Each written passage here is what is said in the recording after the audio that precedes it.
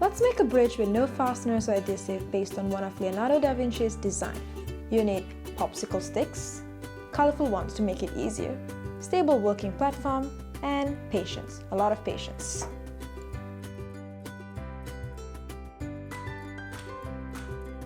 Step 1.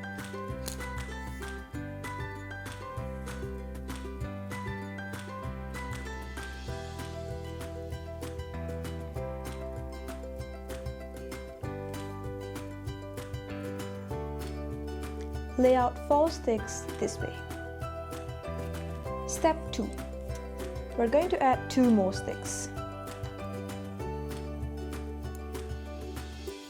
Gently lift the purple stick and place the blue stick under the purple stick and over the yellow stick right next to the pink ones.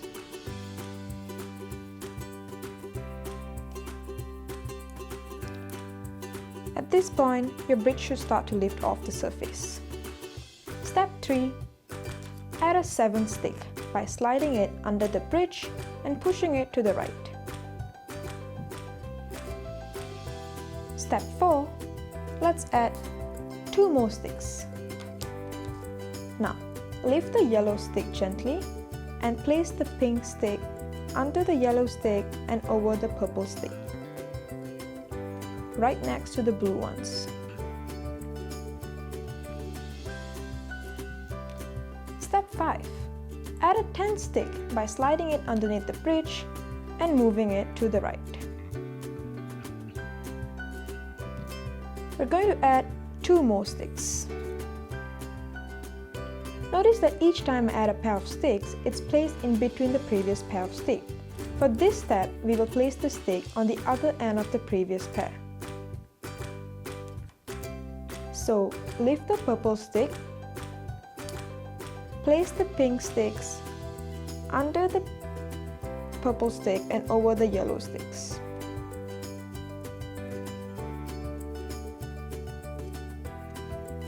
Step 8.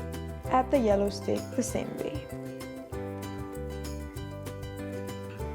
Step 9. For the final step, add 2 more sticks. These ones are going to go in between the pink sticks. You know the drill. Lift the yellow sticks, place the blue sticks under the yellow stick and over the purple stick.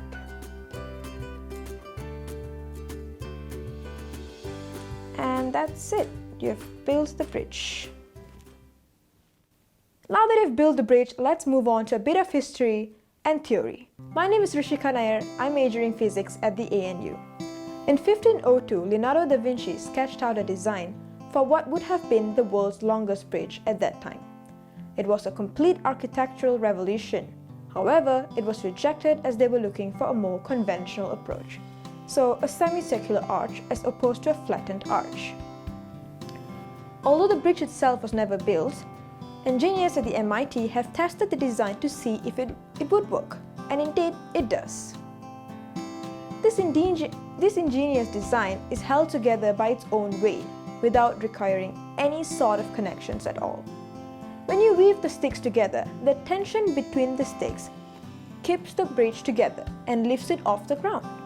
When a downward force is applied to the structure,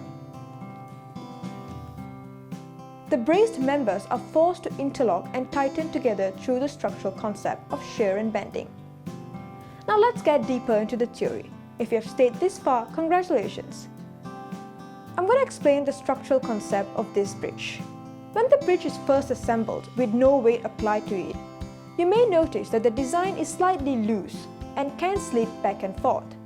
This is due to the low weight of the popsicle sticks itself.